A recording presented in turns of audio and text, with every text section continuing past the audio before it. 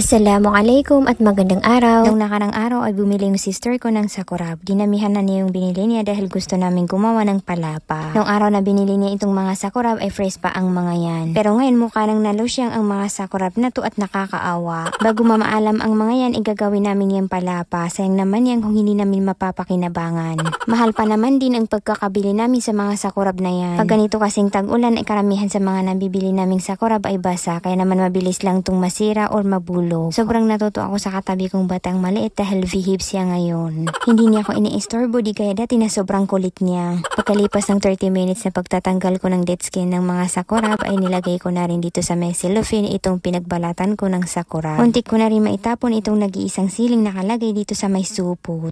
Agad ko na rin yan kinuha at itinabi muna dahil mapapakinabangan pa natin yan. Alam niyo naman na mahilig ako sa sorisok at takoy naman kung tawagin ng iba. Kaya eto isusunod ko na rin tong asikasuhin para naman mailuto ko na mamaya. Alam kong nagtataka kayo bakit nakabalot yan sa bond paper at table napkin. Sinadya ko talagang ibalot yan ng ganyan para hindi mabilis mabulok at masira kapag nakalagay sa ref. Minsan kasi kapag nilalagay ko sa ref itong sorisok na naka-plastic ay konti lang yung napapakinabangan ko. Mas marami pa yung naitatapon kisa nakakain namin. Kaya nakakapanghinayang naman. Ako pa naman din yung klaseng tao na may pagkamasinop or kuripot.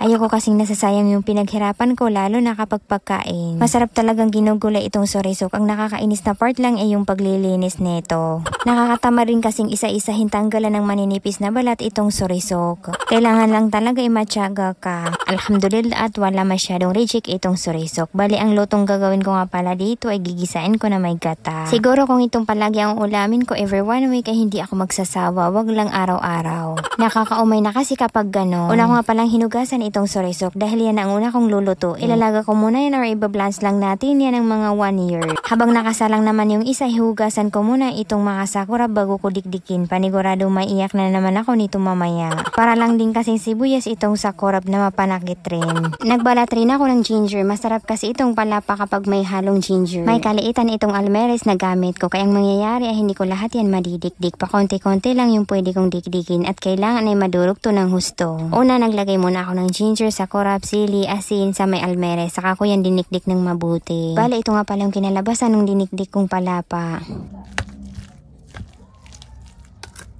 Sakto naman pagkatapos ko ay kumukulo na rin itong nilaga kong sorisok. Hindi ko na rin pala yung pinakulo ng matagal baka kasi ma-overcook. Nakaluhit lang pala yan. Itinapon ko na rin pala yung tubig na pinaglagaan ko nitong sorisok. Sinimulan ko na rin hiwain itong mga gagamitin ko sa pagluluto mamaya. Gaya ng bawang, sibuyas, kamatis at bell pepper. Pagkatapos ay sinimulan ko na rin maggisa ng bawang at sibuyas. Sisinunod ko na rin itong palapa, kamatis at atsal.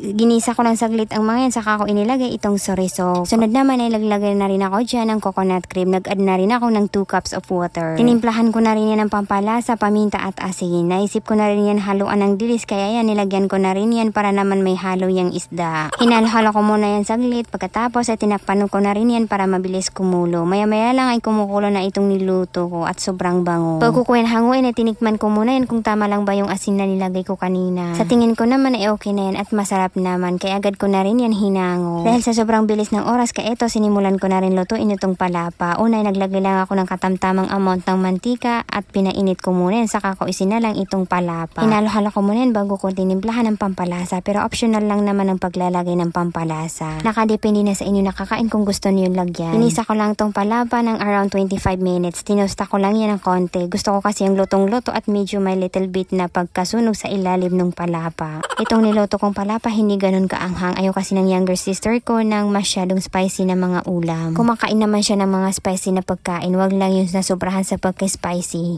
Pinatay ko na rin pala ang apoy nitong niluluto kong palapa. Baka kasi masunog pa yan. Fast forward kinagabihan naman ay kumain na kami dahil oras na rin kasi ng pagkain ng dinner. Kayo pala mga sisters and brothers, what time pala kayo kumakain ng hapunan? Kami kasi is pagkatapos namin mag-pray ng isa-isa ka palang kami kakain ng hapunan. Yun kasi ang nakasanayan namin mula sa pagkabata. Anyway, kung hindi pa kayo kumakain ay kumain na kayo dahil masama ang nalilipasan ng gutom. At yun lang muna, pa-like and pa-share naman ang page ko. Maraming salamat sa panonood. Bye!